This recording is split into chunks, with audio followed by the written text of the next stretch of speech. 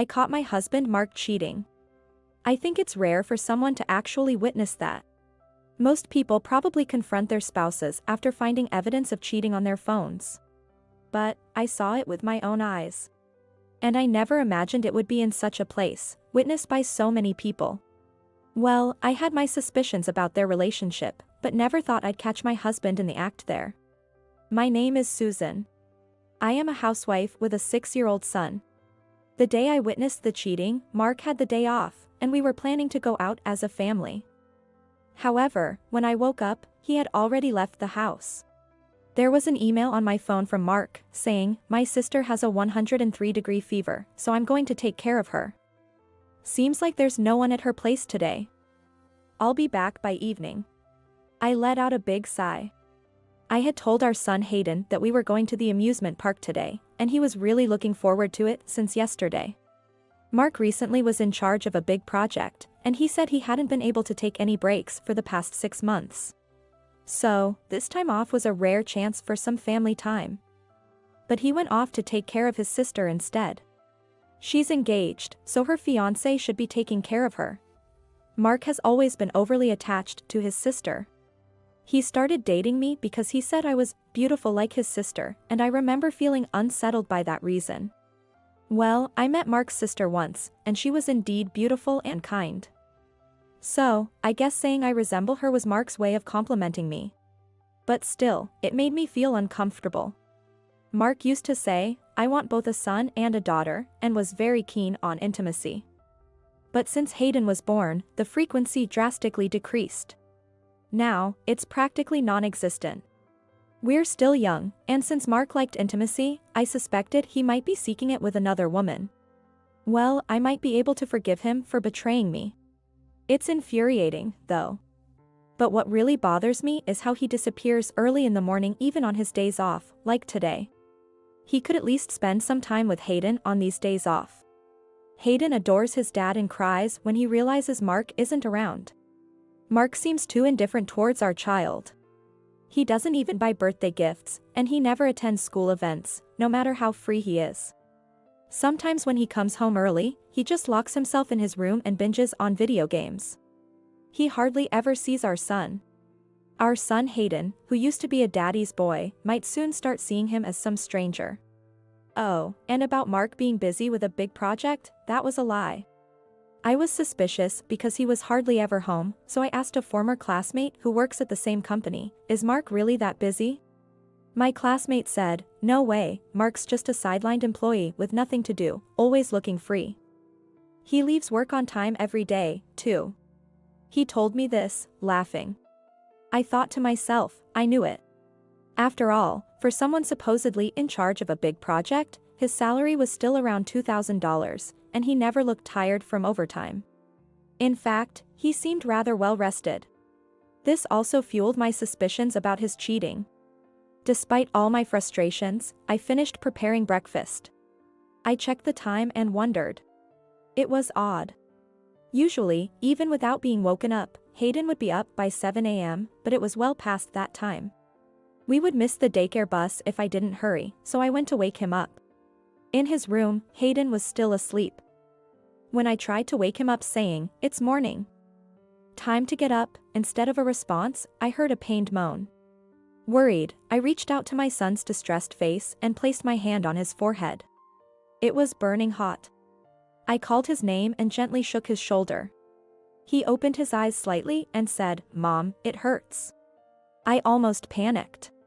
At that time, there was an outbreak of an illness in the daycare, and I feared Hayden might have caught it. I had heard that it could be fatal, and I seriously thought my son might not make it. In desperation, I called Mark, but he didn't answer the phone at all.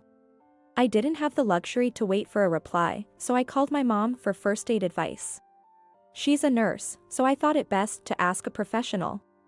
Then, under her mother's precise instructions, I quickly prepared an ice pillow and took Hayden's temperature. It was over 103 degrees. I called an ambulance and kept him hydrated while waiting for it to arrive. Mom said it might be heat stroke. Since I couldn't accompany him in the ambulance due to infection concerns, I called a taxi to follow to the hospital. During the ride, I kept calling Mark, though I knew it was futile. As expected, no response. So, I texted him. I hoped he'd show some responsibility if he noticed it while out. I waited in the hospital corridor, praying, while Hayden received emergency treatment. I remembered how my father had been taken to the ER but never came back. As I imagined the worst for Hayden, my mom, who had arrived to support us, reassured me. Everything will be okay, she kept saying.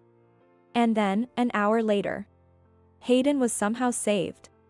But he needed to be hospitalized for a week, so he was taken to his room.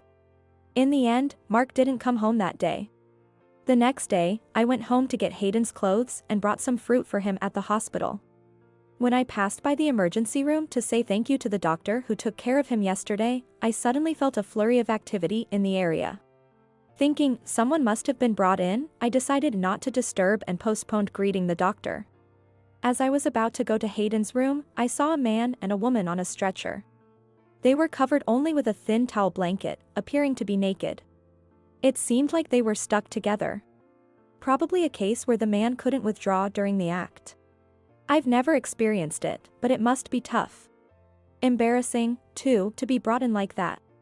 As I was passing by, I inadvertently made eye contact with the man. Normally, it would be an awkward situation, but not for me. I froze. Because that man was Mark. "What are you doing here?" I exclaimed in surprise. "It's just that my sister caught a cold and it spread to me, so..." Mark stammered. At that moment, I was also confused. Hayden had just been brought in the day before, and now Mark too? What were the odds? Why was Mark brought in naked? And who was the woman with him? All these thoughts were swirling in my head. Then, my eyes met those of the woman entangled with Mark. Even in my confusion, it was clear. This woman was Mark's mistress. I glared at her fiercely, then recognized her familiar face. "Why is Susan here?" she exclaimed. That's when it hit me. Yes, that woman was Mark's sister, Miranda. The moment felt like an eternity. I had suspected Mark of lying about taking care of his sister to meet another woman. But I never expected this. To come to visit Hayden while still joined with a woman. And that woman being his own sister. This was beyond a joke. Since they were being carried away on a stretcher, I had to suppress my urge to confront them and could only wait for their treatment. Anyway, they couldn't escape, so I decided to confront them later. With this in mind, feeling sick to my stomach, I went to visit Hayden, my original purpose. Trying to compose myself, I spent some time in Hayden's room. When I checked my phone, I saw a bunch of texts from Mark. As expected, they were all attempts to gloss over the incident. He didn't mention Hayden's hospitalization at all. I decided to keep ignoring him and waited another hour. Then the doctor who took care of Hayden yesterday appeared. He smiled at me and said, "Your son is doing remarkably well. He might be discharged earlier than expected." His fever had gone down, and his condition had stabilized. It turned out to be a combination of a cold and heat stroke. "You gave him lots of water, right?" That was exactly the right thing to do. "You're a smart mom, he's lucky to have you," he even complimented me. It was more thanks to my mother, really. I should treat her some fancy meal as a present. After thanking the kind doctor, I knew I was about to face a huge ordeal. I was relieved about Hayden, but my anger was boiling inside. "Mommy, you look scary." I had frightened Hayden. I quickly put on a smile and told him, "I'll be back soon," before stepping outside to call Mark, who had left over 100 missed calls. Mark answered and immediately started with, "It's not what you think." There was a reason for. He got it all wrong. Shouldn't he be worried about Hayden first? Well, a man who was busy with his own sister while his son was suffering would hardly care about him. Such a husband made me worry about Hayden's future. I couldn't see Mark changing, so I decided to divorce him. Life might be harder, but I can manage for Hayden's sake. I told Mark, "You were busy with that while Hayden was suffering, right? You've probably always done it whenever you had a chance, even with your own sister." That's truly disgusting. Mark was speechless. I continued, "By the way, I've already reported this to your parents. I won't tell your workplace." I need you to be able to pay alimony and child support. So, goodbye. 3 days later. Hayden recovered quicker than expected, so after completing the discharge procedures, we finally headed home, just my beloved son and me. Of course, Mark was not there. After the whole fiasco, Mark did come to apologize directly, but I told him I already hired a lawyer for a divorce. Mark pleaded, "This was my first time. Forgive me just this once. You're the only one for me." But I coldly told him, "Still lying at this point? I know everything already. Your sister confessed it all." Yes, I had anticipated that Mark wouldn't easily agree to the divorce. So, I had first approached Mark's sister, the other party involved, for negotiations. "I hear you're getting married soon. Congratulations." "Thank you. I was thinking of sending a congratulatory message, but I have an even better idea." "Want to know what it is?" "You're not going to talk about this, are you?" "Yes. Everyone should know what kind of person you are.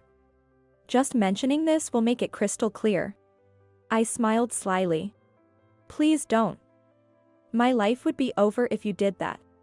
Pretending to consider, I continued with a smile. "Well, I guess I can keep quiet about this. In return, why don't you tell me in detail how many times you and Mark did it? That way, I'll stay silent." "Of course, your brother might feel betrayed, but what will you do?" She immediately confessed, "I'll tell you everything, just please don't tell him." When I told this to Mark, he fainted from the shock of being betrayed by his sister. After waking up, Mark agreed to divorce and left the house dejectedly. I then proceeded through a lawyer to demand a divorce, custody of our son, and both alimony and child support from Mark. Mark tried to argue about the amount, but I whispered in his ear, "Shall I spread the word at your company?" He quickly agreed, "I'll pay the amount you asked," and left the law office. Later, somehow his company found out about the incident, and he was severely reprimanded. A month later, he lost his job and now works at a food factory, placing strawberries on cakes.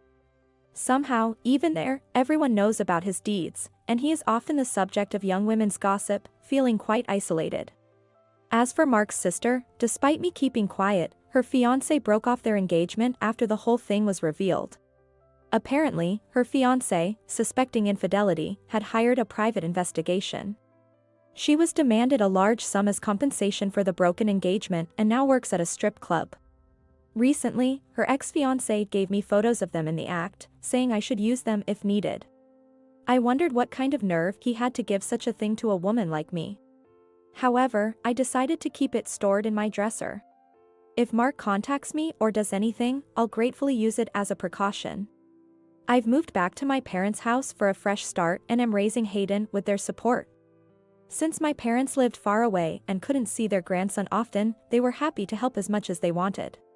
I try not to rely on them too much, though. Hayden, who once had a high fever, has been healthy for 3 years now, and is continuously awarded for his great performance at school. He seems to have completely forgotten about his biological father and enjoys every day. This is the most pleasing thing for me. Oh, that reminds me, our family has grown. It's the white cat, Snowball, sleeping comfortably on my lap. Before moving, I said goodbye to Snowball, who often visited our garden. As usual, it climbed onto my lap and then didn't move at all. I was sad to part with Snowball, so I ended up bringing it to my parents' house. Snowball is now close with my parents and is as important to me as Hayden is to them. I look forward to watching Hayden grow up with my parents and Snowball by my side. Sitting on the porch, stroking Snowball, that's what I think about.